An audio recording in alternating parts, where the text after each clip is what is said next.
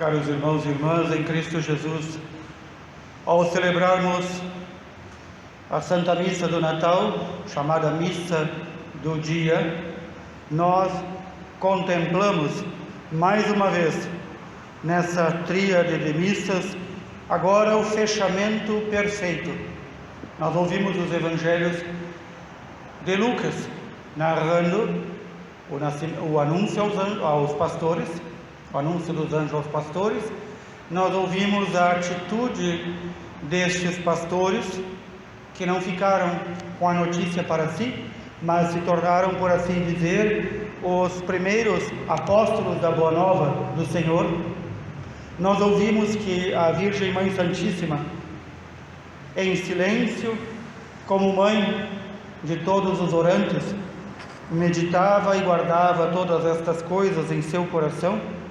E agora nós ouvimos a mais bela página de todos os evangelhos, o prólogo, o início do Santo Evangelho segundo São João, escrito e dirigido para todos nós, mas de modo especial para a comunidade que mais conhecia a palavra de Deus e a comunidade mais intelectual.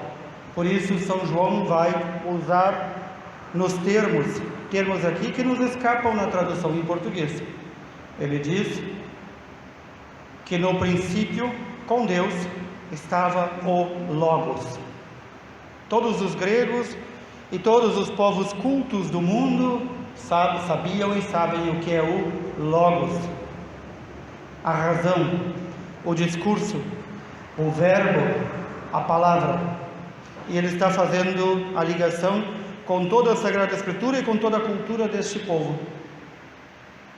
É a palavra que Deus emitiu, que criou todas as coisas no início do mundo, é seu Filho, o Verbo de Deus, Palavra de Deus. E esta palavra, em momento determinado pelo Pai, desce para cumprir a vontade do Pai. E desce não para fazer uma visita de cortesia, que nem isso nós não merecemos, mas desce para se encarnar, receber carne, tornar-se um de nós. E não só isso, desce com o propósito claro e explícito de morrer por nós, para resgatar e pagar a nossa dívida. É esse o sentido da palavra redentor, pagar a dívida da humanidade com o Pai, a dívida da nossa ingratidão, da nossa desobediência, do nosso pecado, e que nós continuamos acrescentando a dívida, apesar do Senhor já ter pago a nossa dívida, nós continuamos aumentando a dívida. E por isso que o Senhor teve que vir uma segunda vez para julgar os vivos e os mortos, para dar o pagamento a cada um das suas obras. Não mais a humanidade toda num feixe será julgada, mas a cada um, todos juntos. E então aqui nós ouvimos de São João esta primeira boa notícia. É isso que significa a palavra Evangelho, boa notícia. Que não só o Filho de Deus desceu ao mundo e se encarnou, se tornou um e não foi aceito pelo seu povo, mas aqueles que o acolheram, sejam do seu povo, sejam dos outros povos, e aqui nós estamos incluídos como Igreja do Senhor, estes que acolhem o Senhor em suas vidas e que querem receber a salvação, a estes Ele deu-lhes a capacidade de se tornarem filhos de Deus. É esta a grandiosidade que nós carregamos. Não é a grandiosidade de ser um ser humano, não é a grandiosidade de ter nascido aqui ou ali, ou de esta ou aquela família, ou de ter feito grandes coisas importantes com diplomas, troféus e medalhas. Tudo isto é lixo, tudo isso é palha que será queimada. A dignidade que nós carregamos e que não devemos esquecer, e que o Natal do Senhor nos quer recordar, é que nós fomos tornados, por causa do Filho, filhos.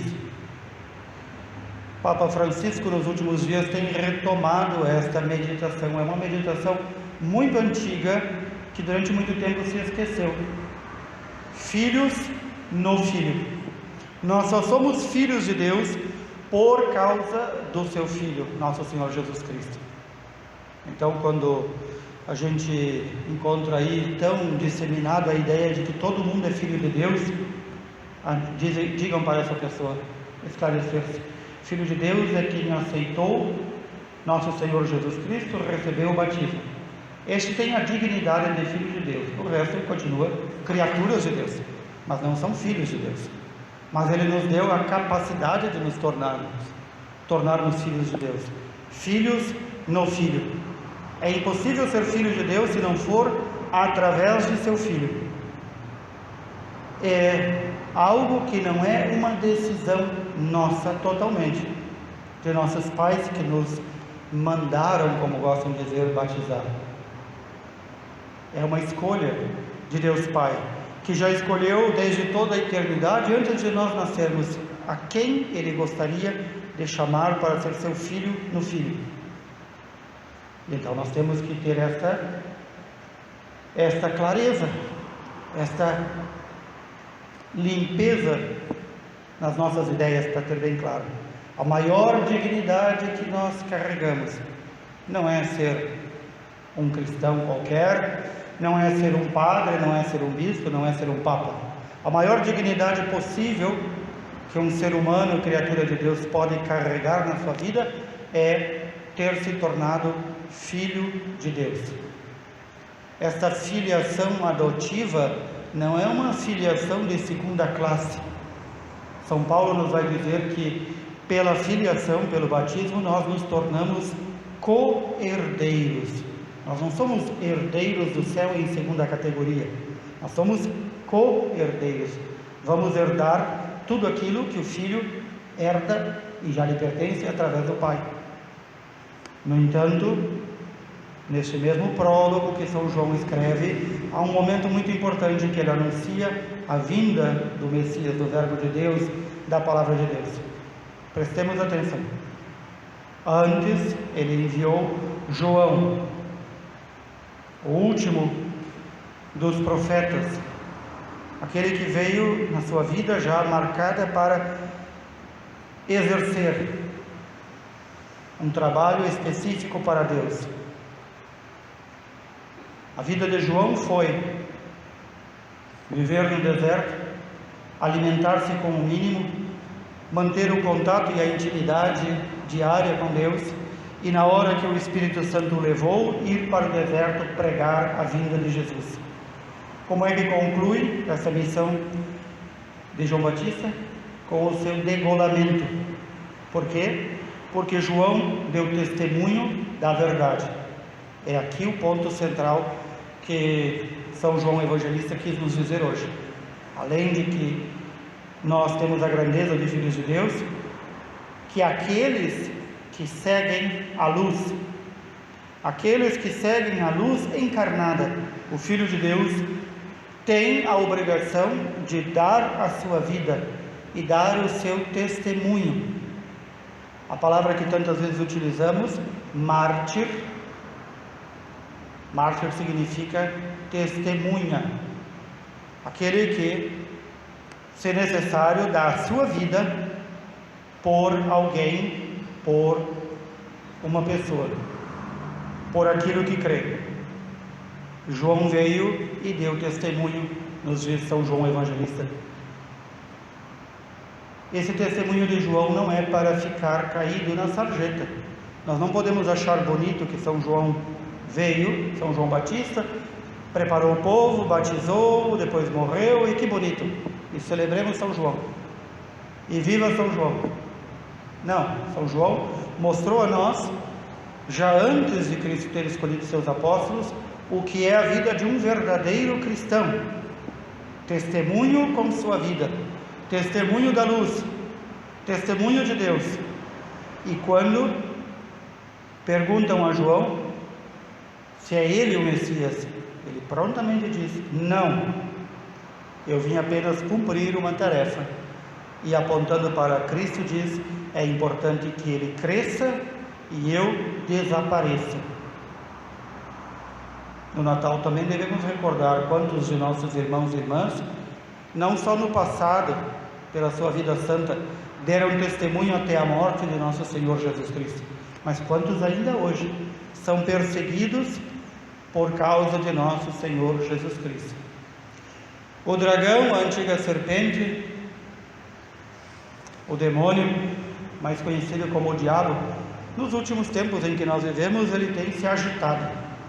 Chacoalha chifre, chacoalha rabo, cola, bafeja e cospe por toda parte, fechando as igrejas. E quando nós conseguimos reabrir, ainda há aqueles que se dizem cristãos, mas ainda não apareceram. Estão já bem bafejados pelo, como dizem os pequenos, pelo coisa ruim. O Natal, há um pároco, especialmente no caso meu próprio, me dá muita alegria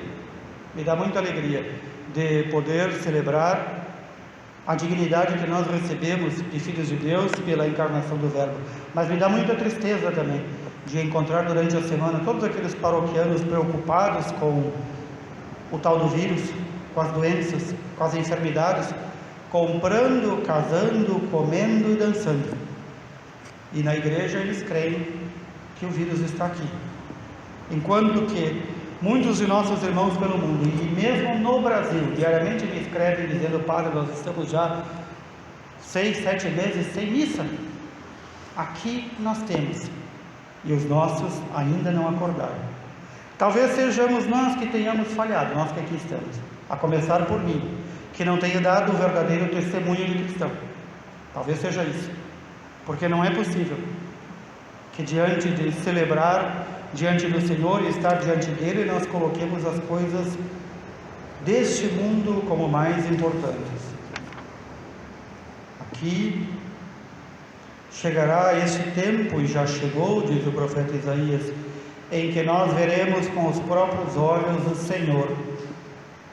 Nós o vemos a cada Santa Missa, mas há aqueles que preferem ainda ficarem tocados em suas casas, curtem as homilias que sempre gravam, botam um coraçãozinho, botam um amém, mas não saem de casa para a missa. Para todas as outras coisas saem de casa. Falta certamente o meu testemunho, falta certamente ainda eu me apresentar como um filho de Deus, e é isso que gostaríamos de meditar. Falta certamente o nosso testemunho de todos nós como comunidade. A Santa Missa não é um preceito que nós cumprimos em alguns horários, é amor mínimo do mínimo que nós retribuímos ao amor imenso do Pai que se revela no Natal, na encarnação de seu Filho. É só isso. E então nós ouvimos o final do prólogo de São João, que diz: a Deus ninguém viu. São João diz assim no original: ninguém nunca viu, ninguém viu, mas o Filho único de Deus, que está na intimidade do Pai, ele nos deu a conhecer. Notemos isso, quando mais adiante um dos discípulos, Filipe, chega e diz a Jesus: mestre, mostra-nos o Pai. Já viram todo tipo de milagre, já viram todo tipo de maravilha da parte de Jesus. Diz: queremos ver o rosto do Pai, queremos ver como é que o Pai é. Jesus diz: quem me viu, viu o Pai. Se nós queremos conhecer a Deus Pai, aprofundemos o conhecimento e o amor a nosso Senhor Jesus Cristo. Volta aqui ao miolo do prólogo, que fala da dignidade de filhos de Deus que nos foi dada, de modo algum merecido por nós, e recordamos um grande pai da igreja que diz assim: cristão, recorda-te da tua dignidade. Essa é a frase que nós devemos dizer todos os dias ao nos olhar no espelho. Cristão, recorda-te da tua dignidade. Por que ele diz isso? Porque se nós estivermos bem claro, bem contemplado, bem ruminado, bem percebido e apreendido no nosso coração que nós somos filhos de Deus, que obras nós devemos fazer? De filhos de Deus. E então não há lugar para o pecado, para o mal na nossa vida. Não há lugar para afastarmos-nos do Senhor, se nós temos bem claro a nossa dignidade de filhos e filhas de Deus. Esta terceira missa, que fecha com chave de ouro as missas do Natal, a missa da noite, a missa da aurora, a missa do dia, esta única Santa Missa que celebramos em 3 momentos distintos, com 3 leituras distintas, 3 salmos e também 3 santos evangelhos e 3 eucaristias que recebemos. Com este fecho de ouro nós queremos lembrar que Deus, por nos amar loucamente, por nos querer salvar, enviou o seu Filho. Seu Filho, palavra de Deus, por amar o Pai sobre todas as coisas e viver na intimidade do Pai, quis vir nascer na fragilidade da nossa carne, sofrer o que nós sofremos e muito mais, para nos resgatar. É um amor de Pai e Filho por nós. O Espírito Santo colabora, fecundando a Virgem Maria, para trazer a luz de Deus para encarnar-se. A Virgem Maria colabora com o seu sim, com o seu silêncio, com o seu amor extremado a seu filho. A filha que agora estreita o Filho de Deus em seus braços e o amamenta. A carne do Filho que nós recebemos foi amamentado com o leite desta mulher. A carne do Senhor que recebemos foi nutrido, cuidado por esta mulher, esta humilde filha de Sião. Recordemos também a cooperação de São José, protegendo, cuidando em todos os momentos seu filho Jesus. É momento também de nós agora nos perguntarmos: eu, que de modo algum por minha dignidade, sem nenhum merecimento de minha parte, fui feito filho de Deus, de que modo eu tenho colaborado, não só para conhecer mais a Deus, mas fazer com que meus irmãos e minhas irmãs conheçam mais a Deus? De que modo, este é o fecho desta Santa Missa, de que modo eu tenho sido testemunha da luz? Que o Senhor nos ajude neste santo propósito. Nós temos aqui 8 dias após o Natal, a chamada oitava de Natal. Então, a partir de hoje, mais os próximos dias, nós ainda estamos no Natal, no centro do Natal. Teremos esse bom tempo para meditarmos isso. Que assim o Senhor nos ajude. Louvado seja nosso Senhor Jesus Cristo. Para sempre.